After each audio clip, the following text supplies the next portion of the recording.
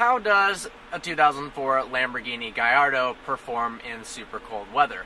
The short answer is not very well, but the long answer is this car is so damn fun to drive that I'm going to do it anyways because I can't help but leaving it for a long period of time. Something a lot of people don't know, and I didn't know till I owned my first exotic car, well, this is the only exotic car I have ever owned, is that older ones die if you let them sit for a while. Your average daily driving car, you let it sit for a month, you're on vacation, you come back, turn it on, no problem. These cars, same is true with the Ferrari 430, cars of that era, if you let them sit for maybe over 2 weeks, you come back, if they're not hooked up to a trickle charger, battery is dead.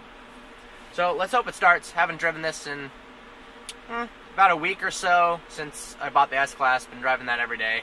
In love with that car, gonna make more videos on that. But let's start it up. The one good thing, basically the only good thing about not driving this super often is the cold starts. So listen to this. The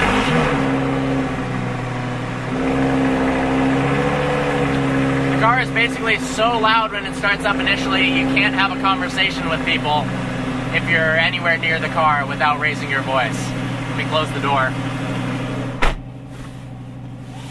Let it warm up for a little bit, take it out, and I'll go over some more detail of the limitations of driving this car. It's currently about 10 degrees outside, so it does struggle in some areas. I'm going to point those out.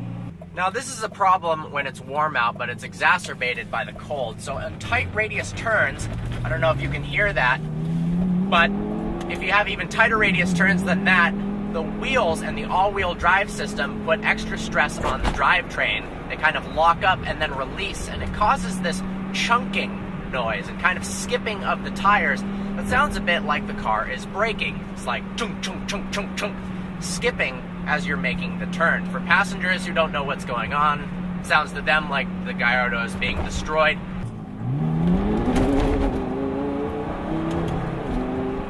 Well, you could probably hear and see that.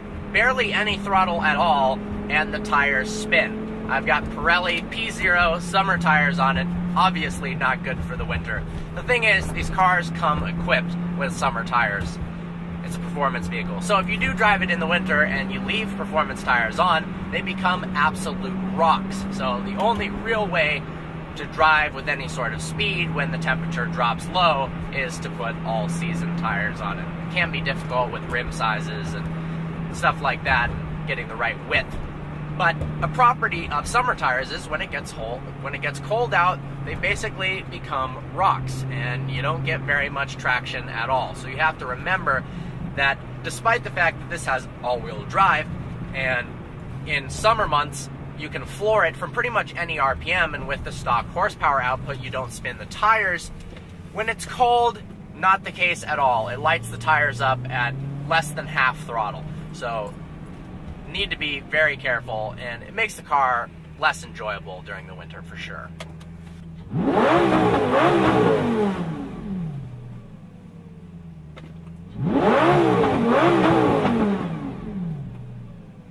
Now, the E-gear transmission has its quirks, there's no doubt about that, and compared to the double clutch system in the Huracan, it is light years behind.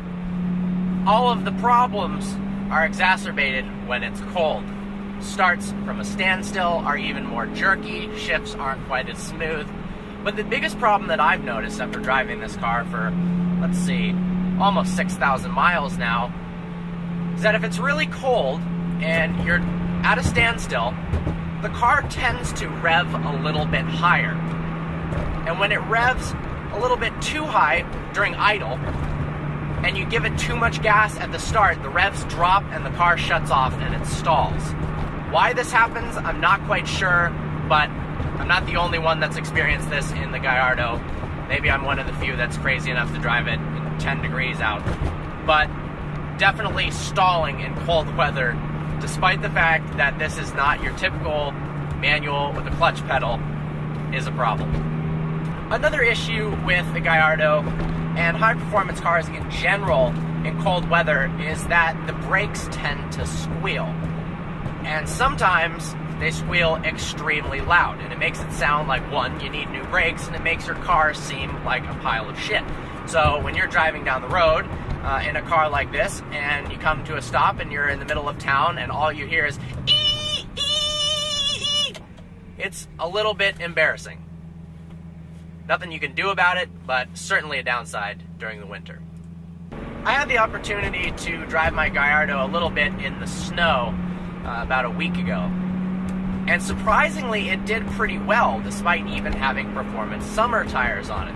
It did better than my rear-wheel drive BMW M5. Obviously, it's a little low, so it became a bit of a snow plow, and I'm not going to drive it often in the snow due to salt and stuff like that.